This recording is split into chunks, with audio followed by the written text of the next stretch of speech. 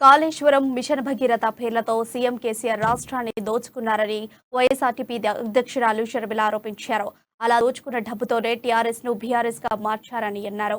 Gun park వద్ద అమరులకు నివాళులు అర్పించిన షర్మిల అనంతరం మీడియాతో మాట్లాడారు. సీఎం కేసీఆర్ పాలనపై 10 ప్రశ్నలతో కూడిన ప్రశ్నాపత్రాన్ని విడుదల చేశారు. కేసీఆర్దిగా ఈ 10 ప్రశ్నలకు సమాధానం చెప్పగలరా అంటూ షర్మిల ప్రశ్నించారు.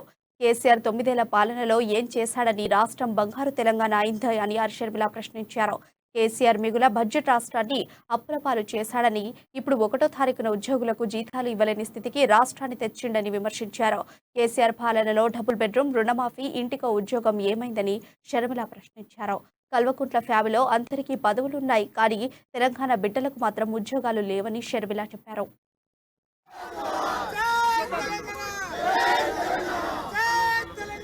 కేసీఆర్ గారు అధికారంలోకి వచ్చి ₹1,00,000 ప్రతి ఒక్కరి మీద, ప్రతి తెలంగాణ సిటిజన్ ఇన్ని డబ్బులు ఏమైనాయని కేసీఆర్ గారు తెలంగాణ ప్రజలకు సమాధానం చెప్పాల్సిన అవసరం ఉంది. ఇన్ని లక్షల కోట్ల అప్పులు తెచ్చారు, రైతుల పేర్ల అప్పులు తెచ్చారు, రైతుల పేర్లు చెప్పారు, ప్రాజెక్టుల పేర్లు చెప్పారు, పెద్ద పెద్ద మాటలు చెప్పారు.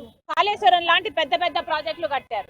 రాజశేఖర రెడ్డి గారు 30,000 కోట్లతో పూర్తి చేయాలనుకున్న ప్రాజెక్టుని మీరు ₹1,20,000 కోట్ల ఖర్చు పెట్టారు. ఆ ఒక్క ప్రాజెక్టు తీసుకున్నా కూడా ఎస్టిలేషన్ ఒక 50,000 అంత కలిపి వేసుకున్నా కూడా దాదాపు 70,000 కోట్ల అవినీతి ఒక్క కాళేశ్వరంలోనే చేశాడు కేసీఆర్ గారు. ఇలా మిషన్ భగీరథ అయితేనేమి, మిగతా ప్రాజెక్టులు అయితేనేమి అన్ని కలుపుకుంటే లక్షల కోట్లు దోచుకున్నాడు కేసీఆర్ గారు తెలంగాణ ప్రజల డబ్బుని, తెలంగాణ ఖజానాను.